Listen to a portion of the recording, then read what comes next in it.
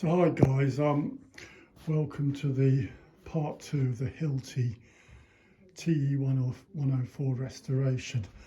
I've had a delivery of the parts, new seals and clips, and so we're going to try and put it back together. There's one of the seals in the bag. So yeah, that's all arrived okay. Yeah, so we're going to give that a go. One other thing I recommend is these little dental tools. They're very handy for flicking O-rings out and scraping out areas where the circlips go, like the housing where the circlips go, get rid of any debris out and oily grease or anything. But anyway, look, I'm gonna shut down for now. We're gonna try and put this baby back together. Keep your fingers crossed. Over and out. So we finished putting the Hilti back together again. So this is just a quick demo. I don't want to upset the neighbours, it makes a bit of a noise. This is quite a thick lump of concrete here. The tree's been pushing up. You can see that the concrete's got all displaced.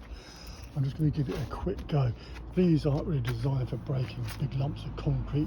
They're more designed for like dismantling brick walls and light work. So that's probably a bit heavy. That's like 4 or 5 inches thick of concrete. But we'll give it a quick go just to show you that it works.